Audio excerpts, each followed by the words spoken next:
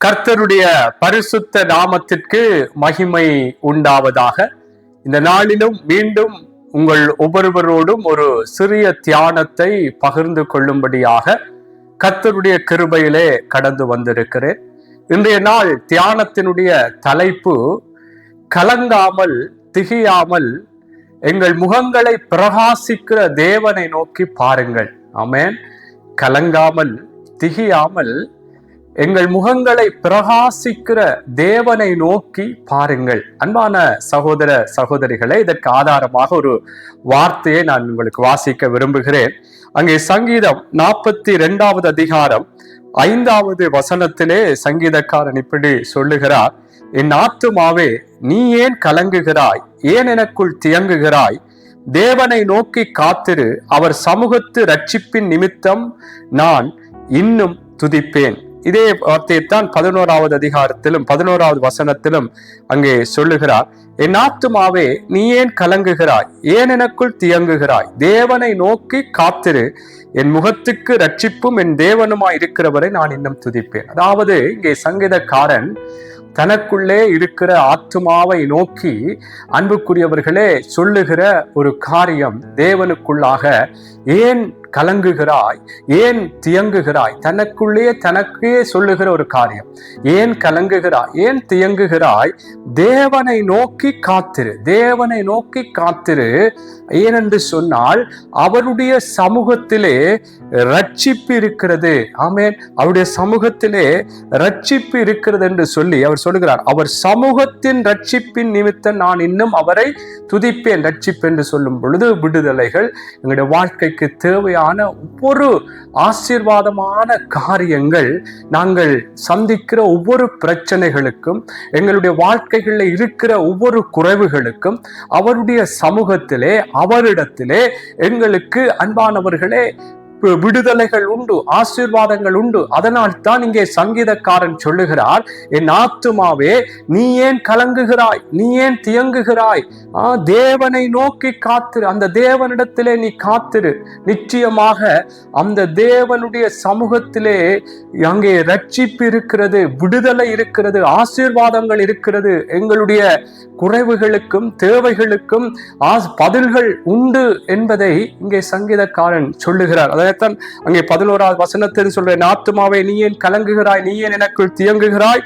தேவனை நோக்கி காத்திரு, என் முகத்திற்கு ரட்சிப்பும் என் தேவனுமாய் இருக்கிறவரை நான் இன்னும் துதிப்பேன். அப்ப என் முகத்துக்கு ரட்சிப்பும் தேவனுமாய் இருக்கிறவர், என்னுடைய வாழ்க்கைக்கு ரட்சிப்பும் தேவனுமாய் இருக்கிறவர், என்னுடைய வாழ்க்கைக்கு தேவையான விடுதலைகளை, ஆசீர்வாதங்களை, ஒவ்வொரு காரியங்களிலும் வெற்றிகளை தருகிற அந்த தேவனை, ஆமென், அந்த ரட்சிக்கிற தேவனை நோக்கி இன்னும் துதிப்பேன் என்று சொல்லுகிறார். அதனால் தான் சங்கீத புஸ்தகத்திலே, அன்புக்குரியவர்களே, அங்கே 121வது சங்கீதம் 1வது வசனத்திலும் சங்கீதக்காரன் சொல்லுகிறார்: எனக்கு ஒத்தாசை வரும் பர்வதங்களுக்கு நேராக என் கண்களை ஏறெடுப்பேன். வானத்தையும் பூமியையும் உண்டாக்கின கர்த்தரிடத்திலிருந்து எனக்கு ஒத்தாசை வரும். அல்லேலூயா. ஆகவே அன்பான சகோதர சகோதரிகளே, இந்த நாட்கள்ல உங்களுடைய வாழ்க்கையில எதை குறித்து கலங்கி கொண்டிருக்கிறீர்கள்?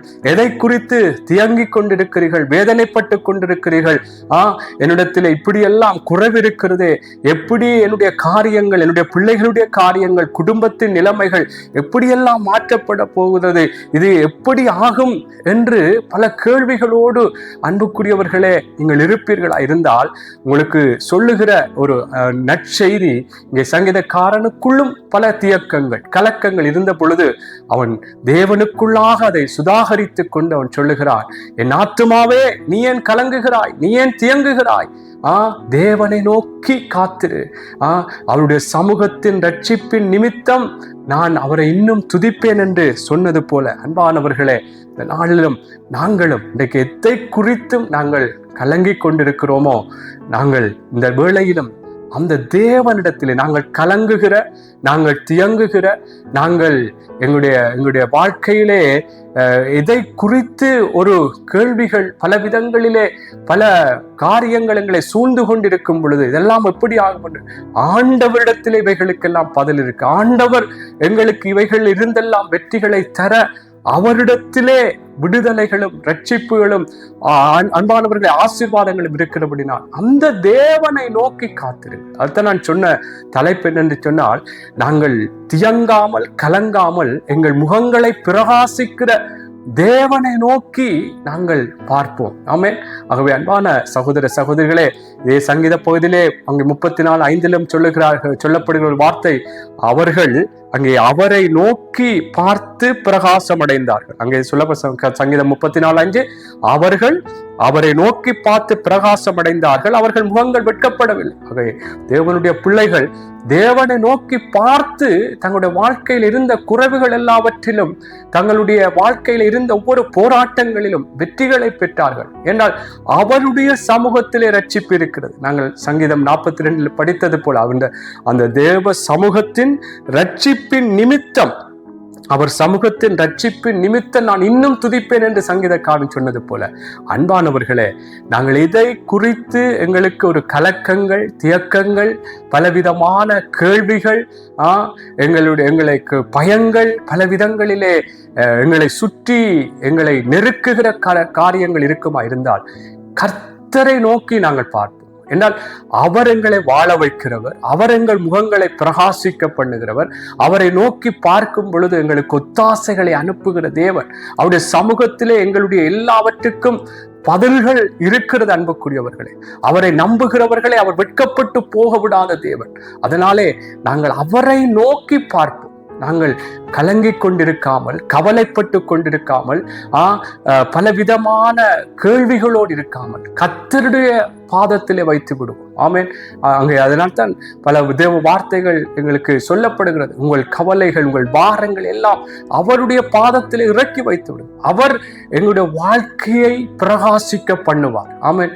என்ன குறைகள், இதெல்லாம் ஆகுமா என்ற ஒரு கேள்விகள் கூட மனுஷீகத்திலே வரலாம். ஆனால் கர்த்தராலே கூடாதது ஒன்றுமில்லை. ஆமென். அவராலே முடியாத காரியங்கள் ஒன்றுமில்லை. ஆமென். ஆராய்ந்து முடியாத பெரிய காரியங்களையும் எண்ணி முடியாத பெரிய அதிசயங்களையும் செய்கிற தேவன். என்னாலே செய்யக்கூடாத ஒரு அதிசயமான காரியம் ஒன்றுண்டோ என்று கேட்ட தேவன்.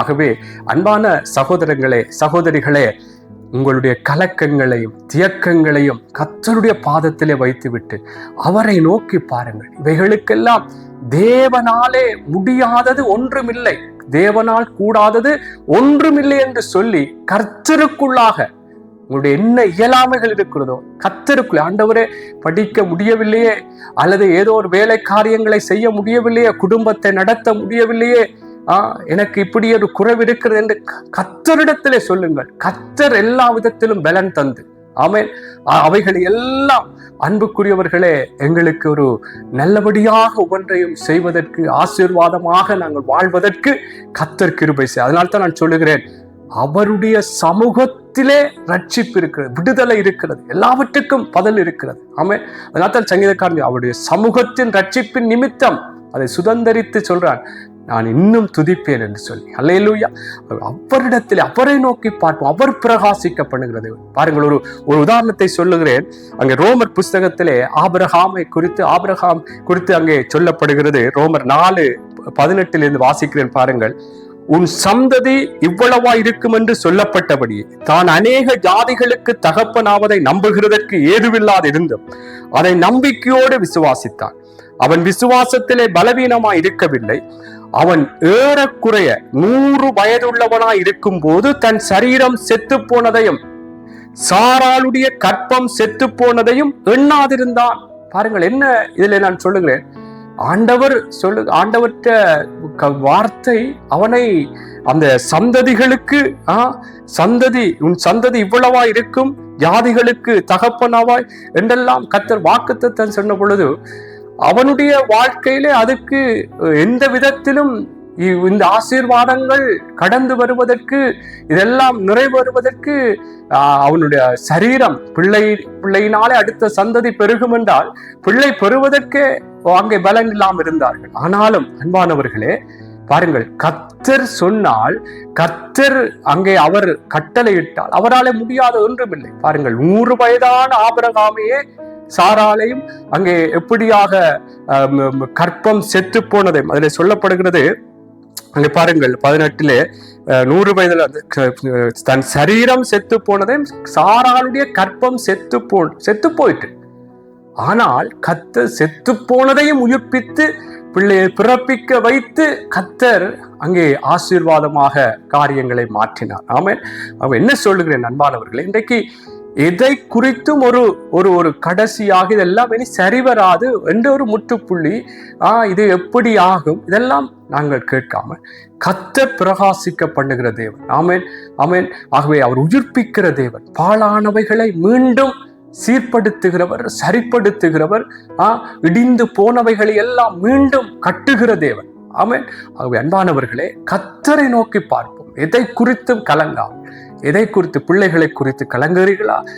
வீட்டை குறித்து, கணவனை குறித்து, மனைவியை குறித்து, உங்களுடைய பொருளாதாரங்களை குறித்து, அன்புக்குரியவர்களை, ஊழியர்களை, எதை குறித்தும் கலங்காமல் கர்த்தரை நோக்கி பாருங்கள். அதுதான் நான் சொல்லுவேன். அவருடைய சமூகத்தின் ரட்சிப்பின் நிமித்தம் நான் இன்னும் துதிப்பேன் என்று சங்கீதக்காரன் சொல்கிறேன்.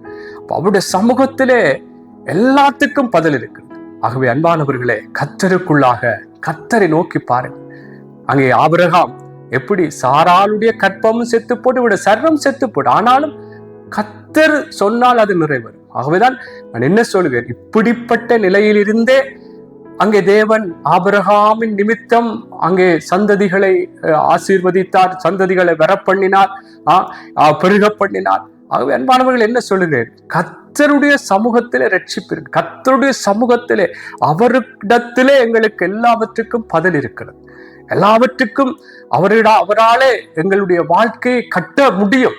அதனால்தான் சொல்லுகிறேன், நாங்கள் கலங்காமல் திகையாமல் நம்மை பிரகாசிக்கிற தேவனை நோக்கி ஆமென் நாங்கள் பார்ப்போம்.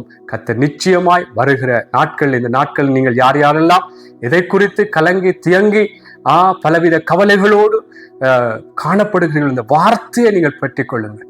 சங்கீதக்காரன் சொல்லுகிறார், ஏன் நீ தியங்குகிறாய், ஏன் கலங்குகிறாய்? கர்த்தரை நோக்கி காத்திரு, அவருடைய சமூகத்திலே ரட்சிப்பு உண்டு. ஆமென்.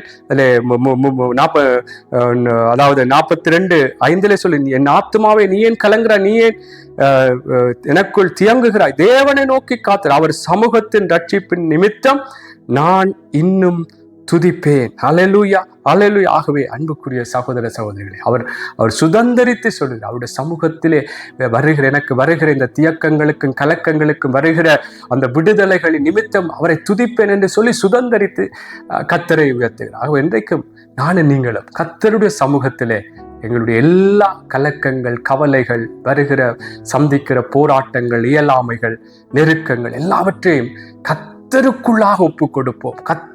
கர்த்தரை நோக்கி பார்ப்போம். அவருடைய சமூகத்தின் அந்த ரட்சிப்பு, விடுதலை, ஆசீர்வாதம், வெற்றிகளை கர்த்தர் எங்களுக்கு தருவார். ஆமென். கர்த்தர் உங்களை ஆசீர்வதிப்பாராக.